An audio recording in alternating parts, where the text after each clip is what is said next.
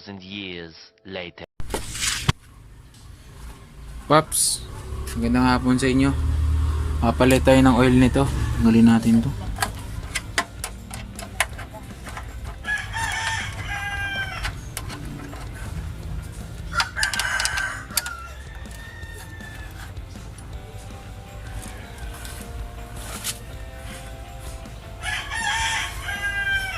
Tsaka ito paps,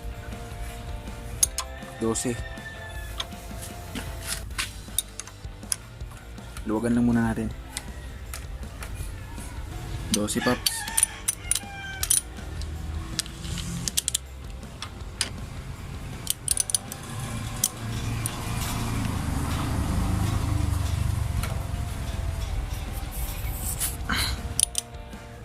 Ito paps, tanggalin natin. 17.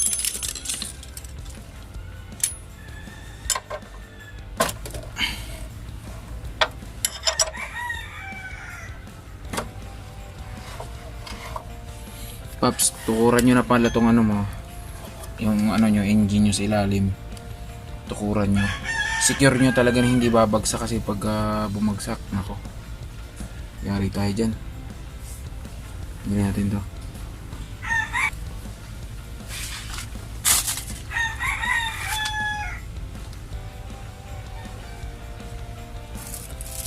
Secure nyo paps, hindi madudumihan, tsaka di mawawala Hindi natin to.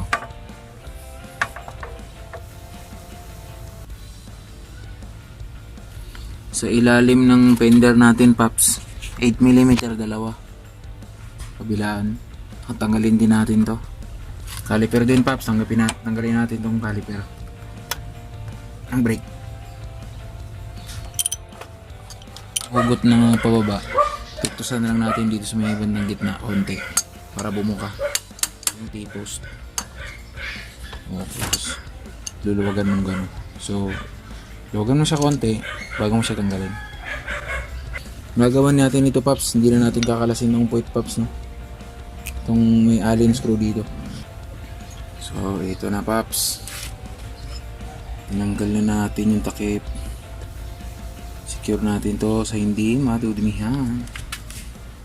Mas maganda sana paps kung kakalasin natin siya ng buo tapos lilinisan, no? Pero sa lagay ko paps, tinatamad na ako paps, kaya shortcut method na lang ang gagawin natin, no? Kunti na lang. Wow.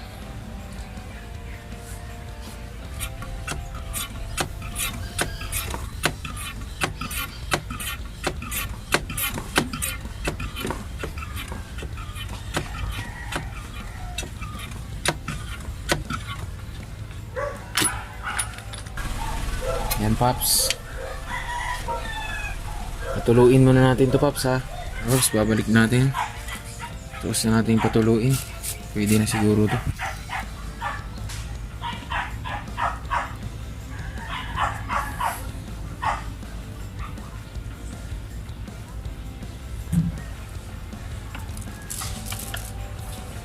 Takpan natin paps para makita natin yan, no?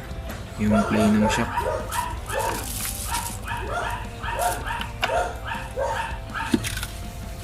Sakto talaga yung 100 ml.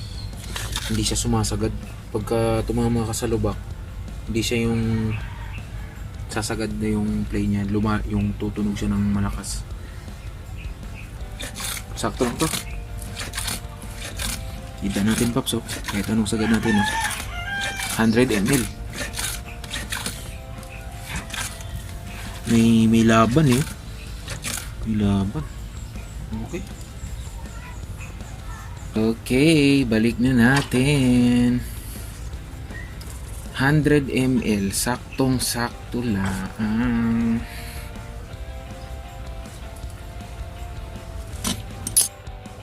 Okay.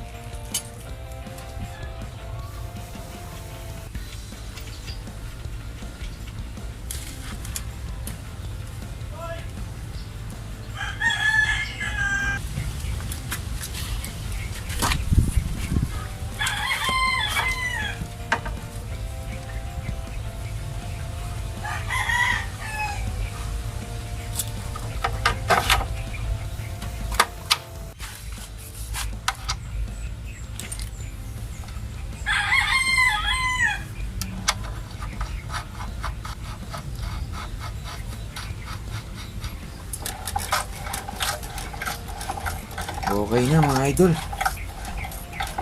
May laban na. Hindi tulad kanina, latang lata. Ayos na to.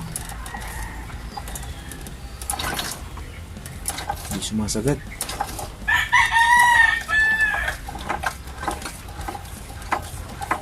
Hindi na sumasagat. Okay. Para sa mga susunod nating mga video, Paps, huwag niyong kalimutan na mag-like, comment, and subscribe.